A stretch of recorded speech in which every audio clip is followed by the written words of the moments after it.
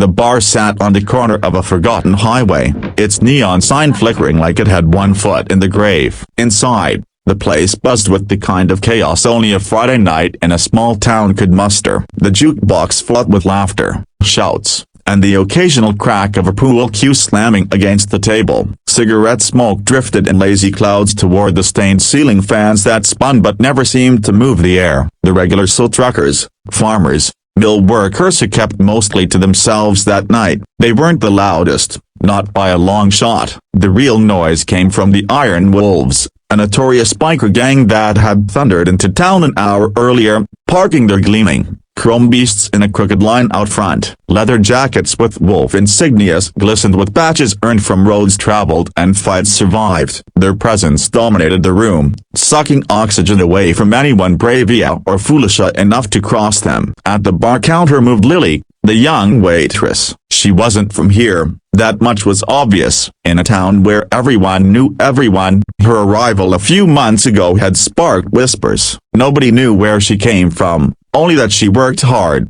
kept her head down, and never gave away more than a polite smile. Her long auburn hair was tied back into a simple ponytail, her eyes bright but cautious, like someone always measuring her surroundings. She wore the standard uniform of tight jeans, a black tee with the bar's name scrawled across the front, and an air of calm that seemed impossible in a place like this.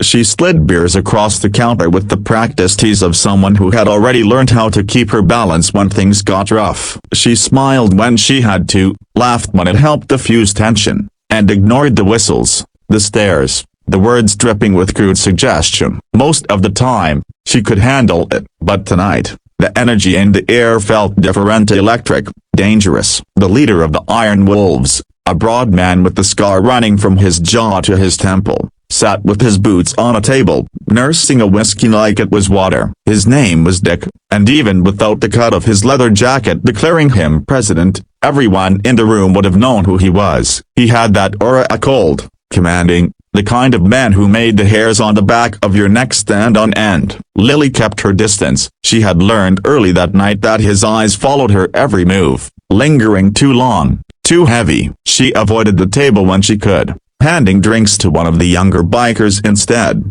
But fate has a cruel sense of humor. It was nearly midnight when the trouble began. The bar had grown louder, sweatier, meaner. Empty bottles littered tables, and arguments sparked over cards and pool games. Lily came out from behind the counter, balancing a tray with 3 fresh pints of beer. She weaved through the crowd with effortless grace until a rough voice snapped from behind her. "Hey, sweetheart," one of the bikers called, his tone thick with liquor. "Why don't you bring those pretty eyes over here?" She ignored him, walking faster, but that only encouraged him. His hand shot out as she passed, grabbing her wrist with a grip like steel. The tray tilted, one pint slashing over the edge, but somehow she managed not to drop it. Her heart thumped against her ribs, but her voice stayed steady. "Let go," she said, firm but not loud enough to cause a scene. The biker grinned, revealing a row of crooked teeth. "Oh, don't be like that. Just wanted a smile,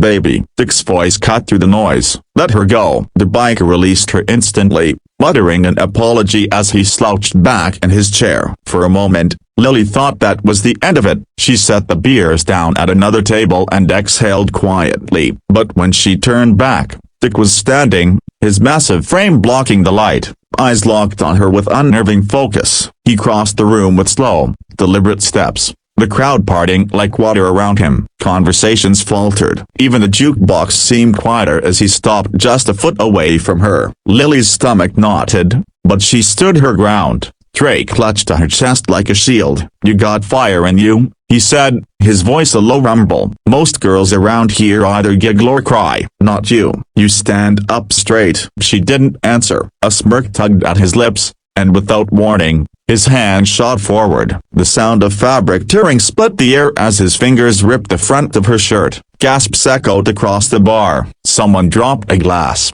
the shatter ringing like a gunshot. Lily stumbled back, clutching the torn edges, her eyes wide not with fear but with fury. And then it happened. What Dick and the rest of the bar saw froze them in place. Underneath her waitress uniform, strapped tightly across her torso, was a vest, a black, tactical, unmistakable, saw across the front in bold white letters were the words, U.S. Marshals. The silence was deafening. Even the drunkest biker sobered instantly, eyes darting from Lily to Dick and back again. She dropped the tray with a clang, her voice cutting through the stunned quiet like a blade. Sit down, she ordered, her hand already moving toward the concealed holster on her hip. For a long heartbeat, no one moved. Then, chaos threatened to erupt.